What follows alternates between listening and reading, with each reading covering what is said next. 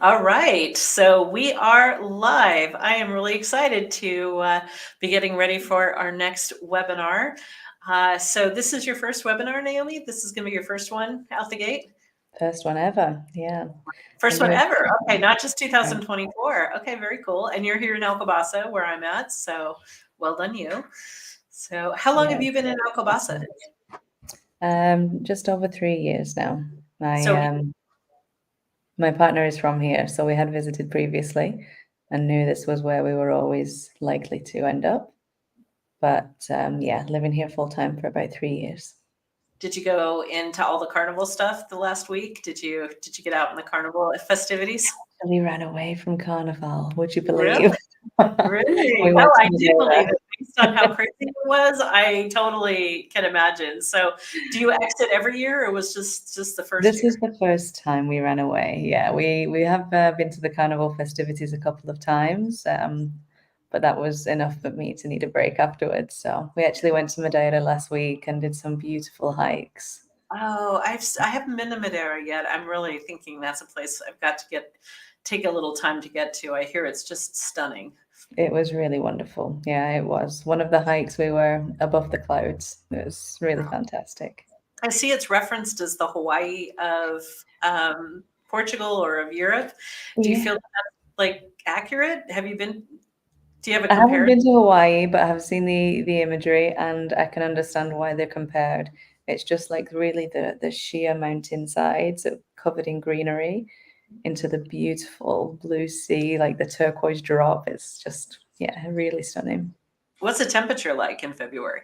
Was it It's comfortable? 22 degrees at the lowest and 26 at the highest. So That's not my bad. partner went for a swim in the sea. Still too Wow. cold for me to do that, but people were. That's not too bad. That sounds really nice. Did it rain when you were there? No, no rain. Uh, I think at some parts of the island there were rain because it's a tropical climate. So there definitely were some rainstorms in some parts, but we were lucky. that sounds beautiful. That sounds wonderful. I was Yeah. actually in Viana de Castelo last week, working up in the north, and that's one of my favorite parts of the country. I love the green. I love the history up there. Just something about the pace of life, but it definitely rained a lot. And were you close to where the wild horses are?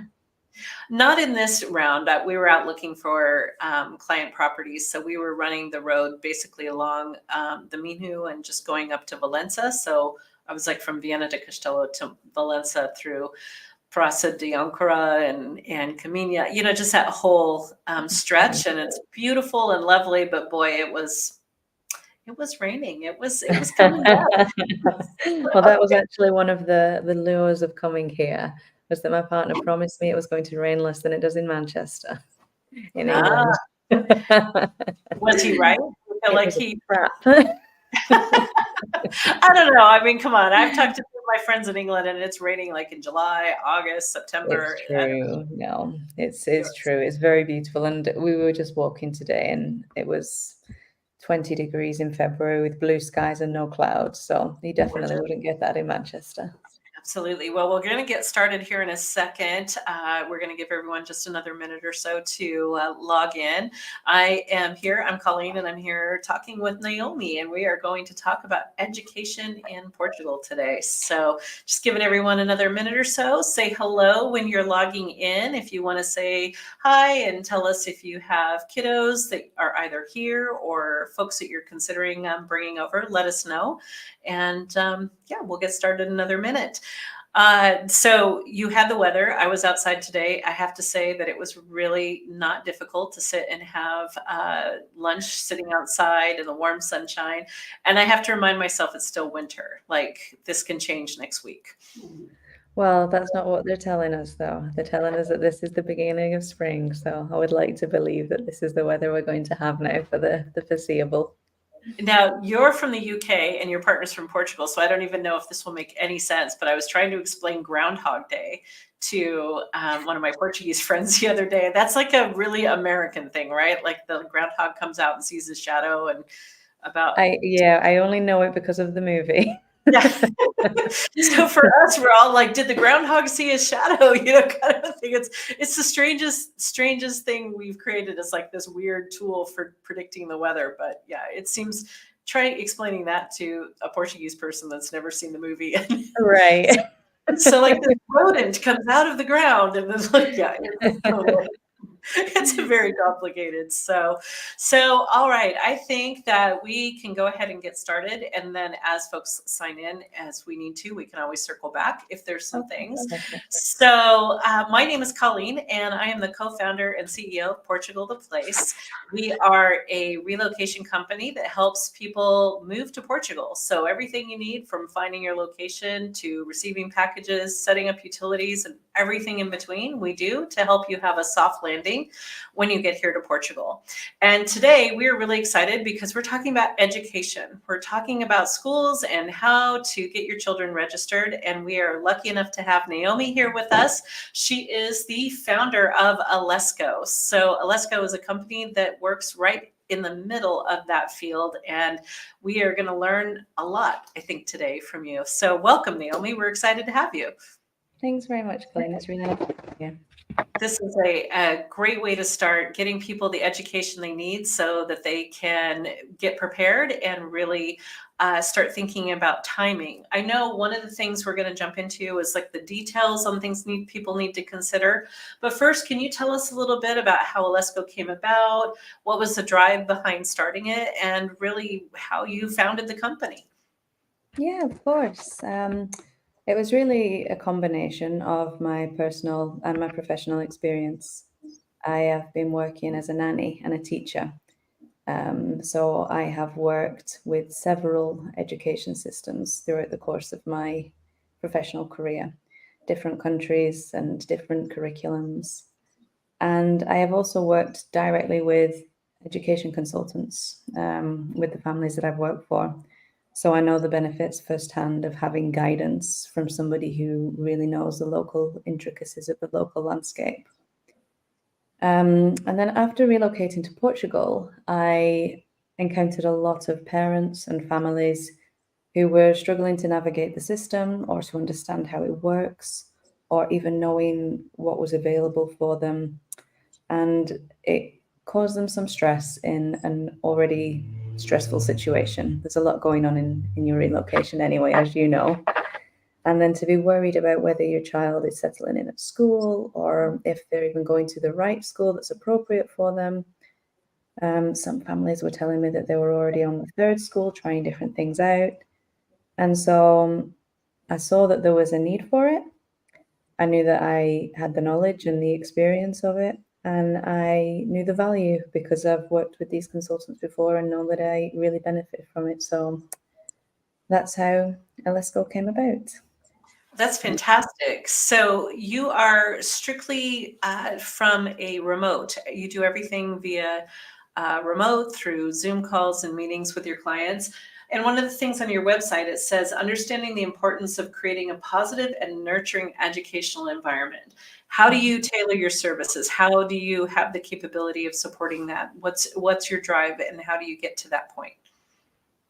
Well, I think my approach to work and probably life as well has always been quite people-centered. In this case, it's family and child-centered because everybody is unique and every family does have its own dynamic. So I extended this approach when I was getting to know the families and also getting to know the school, because every school has its own culture. Mhm. And so trying to find the best possible fit so that families can really make an informed decision, because this is something that's going to have a huge impact on their life.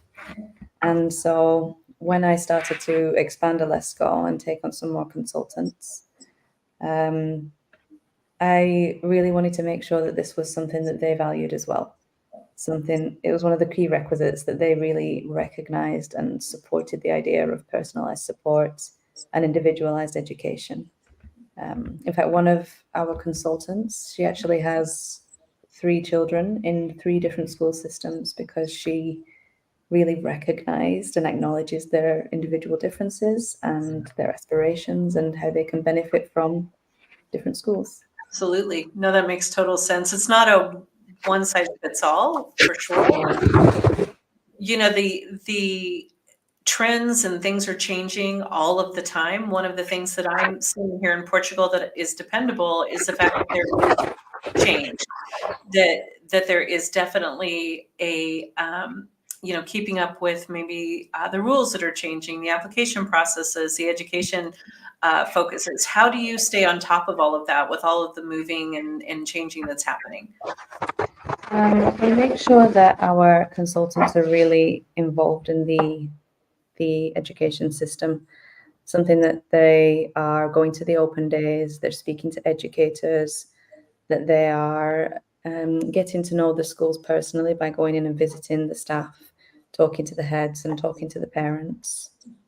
And also by keeping in contact closely with companies such as yourself or real estate agents, because they actually give us a really valuable insight into what the people who are moving here are looking for. For example, we've recently seen a huge increase in people requesting information about homeschooling, and that was something that we didn't have that much knowledge of. So we've taken on a new consultant who specializes now in homeschooling. So it's just, for us, it's really about being part of the local community, whether that's with the educational institutions, the local community groups, where you're getting the information from the parents firsthand about their experiences, and the local businesses as well, who can tell us about what Yeah. their clients are experiencing. And when you say local, do you cover all of Portugal? Are you able to assist folks that are considering different parts of the country? Yeah, we are. We have consultants across the country. Some based in Lisbon, all the way up to Porto, and with specialized knowledge of the Algarve. That is something that we're hoping to perhaps expand on in the future, to have more really localized. We have someone on the Silver Coast as well, which is where we are. But yeah, for now we have people in every major part that people relocate to, that international families are often drawn to. And how about working within the different systems, from international schools to the public schools, the public private school, which I still don't totally understand myself how all that works. There's all these different school versions here. How comfortable are you moving between those different formats? Well, I've tried to take on a varied range of experience with the consultants as well. So we have some Portuguese consultants who've worked in the Portuguese early years, alternative education such as Montessori, and the Portuguese public system. And then we also have some international consultants as well, who've worked in international curriculums and international schools, more alternative education and online schooling. So the consultants that I have really got a vast range of experiences that they can all help to contribute to helping parents to understand. So comparing and contrasting the systems, budgets, things that could be impactful when making decisions, you can move between all of those different formats comfortably. And it sounds like if a family was moving here right now, say it's one of our clients that's coming and they have a couple of children, you have an 11-year-old and a 17-year-old who may have to consider then going on to higher education. Are you able to help them navigate these different needs, and what would that typically look like with your service? Okay, yeah, we're absolutely able to navigate across the board from early years to high school. University is something that it would depend whether it's university in Portugal or further afield. So it would take a needs analysis to determine who was the right support for that person. But typically, the way that it would work is that the parents would get in touch with us via the website, and they usually speak to me directly and tell me about their situation. And from there, I can understand who they would be best suited to talk to. Or if it's a combination of the consultants as well, we have some parents who end up speaking to one consultant who knows a lot about special needs and another consultant who knows a lot about the public schools, because that is the combination of need that they have. So Absolutely. after So they they've had would the be needs able analysis to with follow. me, they will be put in touch with the right consultant. And what does that consultant do for them? The consultant has an intake form and then literally helps them navigate the process of registering the student, or is it more of a advice and then they do it themselves? What does that consultant do for the family? We have different levels of service available. So at the most basic level, we can just offer advice to you, and that would it generally tends to cover all of the questions you've got. Our consultants are really knowledgeable. So if you've just got a lot of questions and you need some clarification on how the system works, the different things that are available, the advice and guidance consultation can help you with that. If you want to go further, then we can do educational profiling and school shortlisting, which would entail a really in-depth interview with you and about your family, your preferences, your aspirations. And from there, our consultants will curate a short list of schools that they think are most suited to you and what your needs are. Okay. Another option would be a local area report. Like if you know that you're moving to a certain district, we can tell you all the schools that are available there so you can make an informed choice. Or we can fully support you with the application process. We can help you work with your lawyers, with the translators, with the school and your previous school to help get all of the grade systems that we need converted. And we can do the full Because I know application. that's a big lift, trying to get transcripts, making sure that they're apostilled or set up in the way that is necessary. Because not all the schools are the same. That's the one thing that we found. You can't just say your school requires these records because Yeah. the next school might require something else. So I'm sure that that's something that's a real relief for your clients, is to have someone there to help them through all of that. Yeah, for sure. And I think that's something that's not so easy to understand when you're on the outside looking in. But if you check on the internet, you'll find there's so much conflicting information. So it can be a real minefield of knowing exactly what do I need. And that's exactly the answer. Like you said, it just depends. It Me depends which too. agrupamento you're going to. It depends which school. It depends which system, public or private. It depends which area of Portugal. So Exactly. yeah. And rural to urban, I know that there's some substantial differences between the technologies in different areas as well, and like what the schools are able to offer. So that's a great service. Now, is that the same service if they're in Portugal or if they haven't moved yet? They can access services before they've moved as well as once they're here. So, for example, they moved here, but then they've decided that maybe they don't want to live in this area. They want to move to another area. With kids, I know that's a real anxiety point for a lot of our clients, is like, what if I make the wrong choice and I moved here and now I'm in a town and it's not the right fit?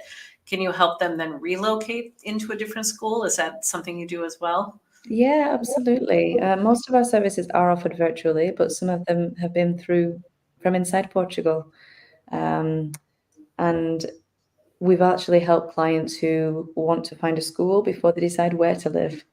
So the Right. relocation company is introduced afterwards because they know the right school, because that's one of the most important factors to them, knowing that their children are going to be happy and settled and that they can find a house around that area. Yes, we've scouted many times for clients around the school. That's Yeah. been a driving force.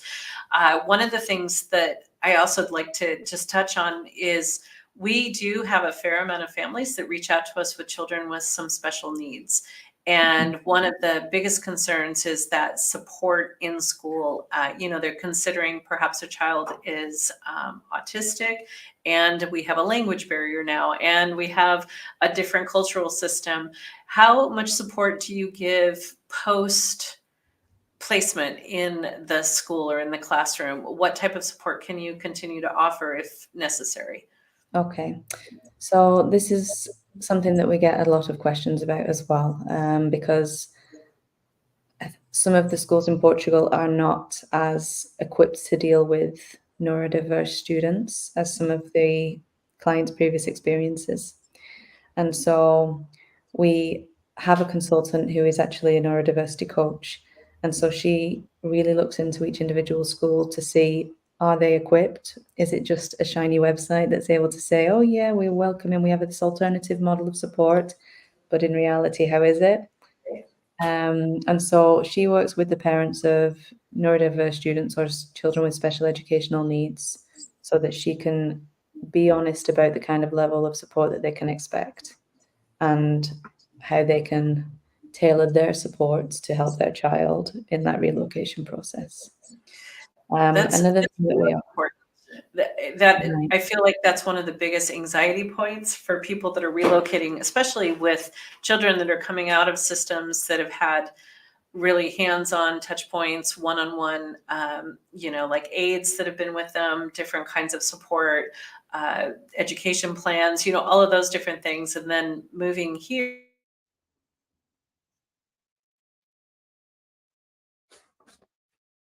Sorry, Colleen, I'm not sure if you can hear me now, but you've just frozen. Whoops. Yeah. Are we back? Did you hear me? Yeah, I've got That you. That was strange. There's a little bump in the internet. So that's the fun part about being live. You're like, oh no, where did she go? But I was just speaking to the cultural adjustment. Like there are some things you can help with, but then also there are some expectations that you need to have that not all the programs will be able to provide the same type of level of support that you may have received in a public school in the United States. Exactly right. And so that's something else that we aim to do as a company. My educational background is in developmental psychology. And so this was something that was really at the forefront of my interest when I was developing this idea as well, is that it's not just about finding the right school, it's about helping the child to adjust to that school. So we can offer some coaching for parents or students before they arrive to help to prepare for the transition, or we can offer relocation adjustment coaching. So once they've arrived, how are they finding that? How are they, what, even looking at the things, what are you missing from home and how are you finding the change, so that they learn to deal with the emotion that comes with moving. And what about the extracurricular things, the hobbies, the things that children have been involved in, the band student, the drama student, the sports? How do you help with that? Is that something you also discuss and look at? Yeah, absolutely. Again, it depends on each family, what's important to them, and it depends on each school and what they have on offer. And we try to find the right combination of what's available. And if the school doesn't offer exactly what they would like, is there someone nearby who could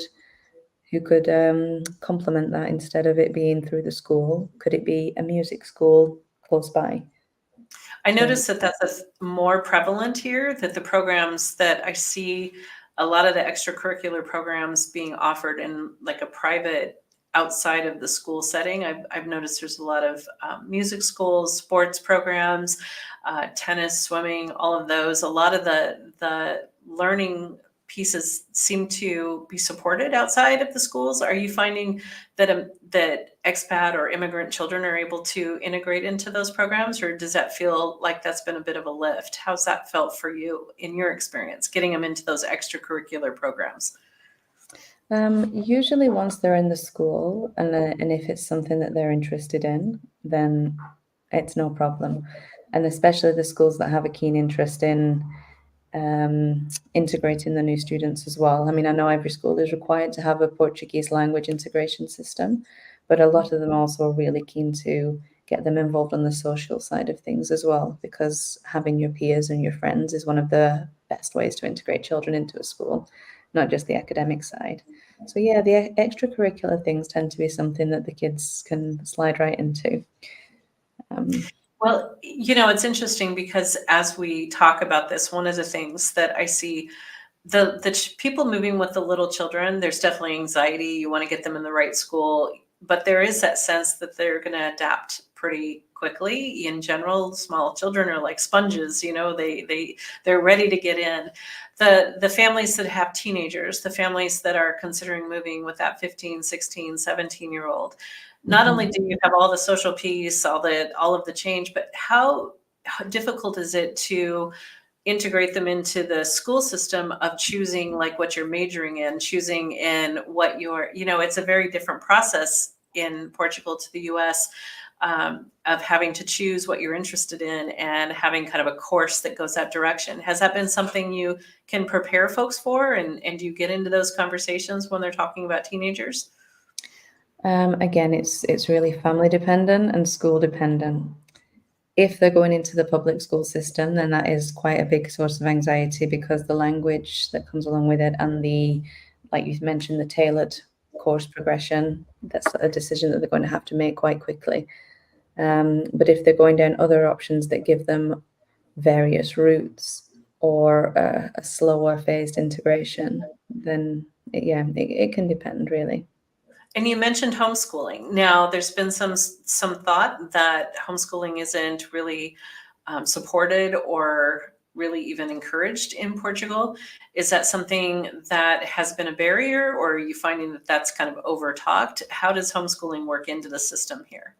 Okay, well, this isn't my area of expertise at all, having only been in Portugal for 3 years. But we have just taken on a consultant, so I've had a really interesting and revealing conversation with her these last few days.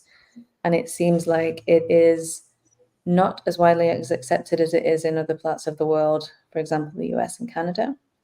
But there are certainly ways of making it work. And so, again, that would depend on your family's aspirations in the long run. But there's certainly possibilities of homeschooling here and still getting the diploma that you want and getting into the university that you want.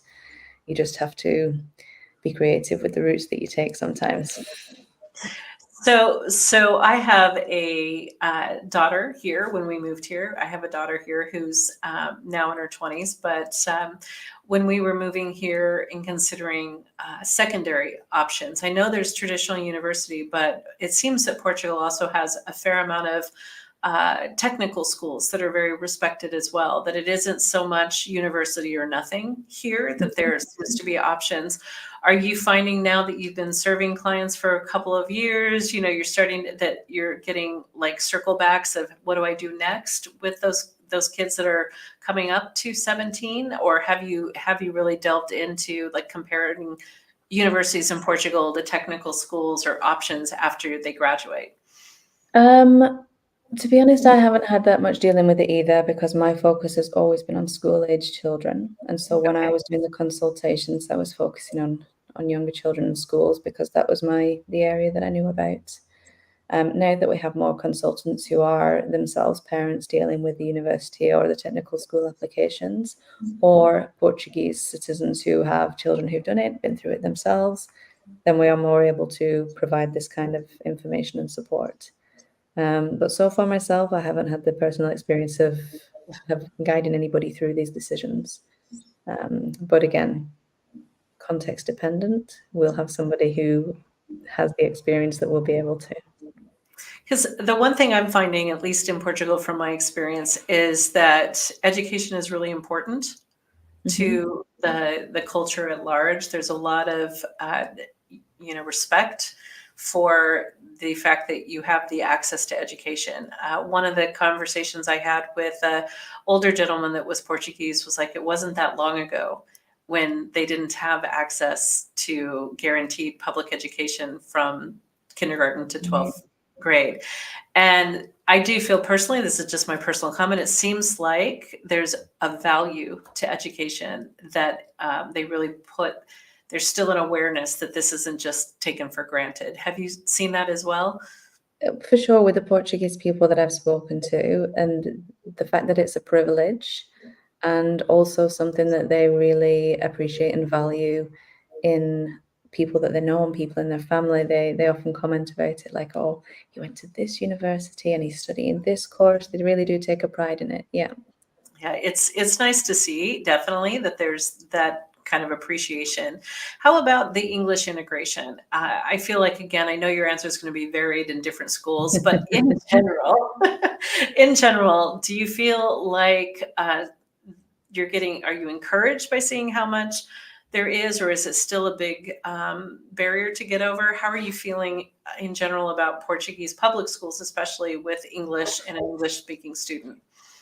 Well, I think there's a real movement towards making sure that the international community is integrated. The various language systems that the Portuguese schools have had to implement. Right now, it's the PLNM system, which is the Língua Não Materna, Portuguese Língua Não Materna, and that's for anybody who doesn't have their Portuguese as their mother tongue. And they will study the lessons and they will study Portuguese at a slower pace until they catch up to the level of C2 proficiency or C1 proficiency, depending, and then they can move into the regular classes. So that should be available in every single public school. Some of the other options are actually available bilingually. So some schools offer the courses both in Portuguese and in English, which will follow the Portuguese national curriculum. And so there's definitely options available for people who only speak English or another language, that they will And be supported in tutors. learning Portuguese. And do you help folks find tutors as well? So if a child is struggling and needs assistance or support outside of the classroom, are you able to connect in that world too? Yeah, exactly. Yeah, we have a list of contacts that we work with who we know that are good at what they do. So which is why we came into contact with you, actually. Somebody who we can recommend because we know that they are looking out for the client's best interest. And so we have contacts who are in the relocation industry, the real estate business, childcare, and also tutoring. So if people are looking for someone, we can put them in touch for sure. Fantastic. Well, our time is just about wrapped up. I think it's really important. Can you share how folks can get in touch with you? What's the best way for them to reach out? Yeah, the best way is through the website, which is coming up at the bottom of the screen. And there'll be a contact form there and an email address, and that will get you through to me directly. And from there, we can decide which service is best suited for you and then which consultant is best suited for you. That's fantastic. And what timing, if someone was thinking they wanted to relocate to Portugal right now, Mm-hmm. and they were thinking that they wanted their children to start in school in September, is it too soon to start talking to you? Are we too late? What's No, the absolutely, time never frame? too soon. I think that the more preparation you can do, the better. Okay. There's a website that opens, a portal that opens for registration for the next school year. So it could be possible. Again, depends on the school, how oversubscribed they already are, or where you live in relation to them. So it could be possible for sure, yeah. But even if you're looking for the next school year, there's absolutely no problem in starting the research now and finding out exactly what you want and having one thing checked off your list. Yes, there's so many. When you're relocating, it is a long list of things to think about. And I think it's fantastic that you've started this company and that you're creating something that is really valuable when you're trying to think of important things to consider when moving abroad. Your children's education has to be at the top of the list. So Right. thank you so much, Naomi, for being here and sharing how this works. I know we're going to have folks from your team in the future going into even deeper dives about different subjects, but really appreciate you being here and taking the time. Again, if you want to get a hold of Naomi, you can go to Alesco's website at alesco.pt, or you can reach out to Portugal the Place. We would be happy to connect you as well. So I hope that you enjoyed this tonight. Thank you so much for being here with us. And any questions you have or anything you need, please feel free to reach out. And thank you, Naomi. It was great. I learned a lot tonight. Thank you so Oh, much. thank you so much, Colleen, and thank you for making me feel so at ease for my first ever webinar. It was great. You did great. Thank you. Thank All you. right.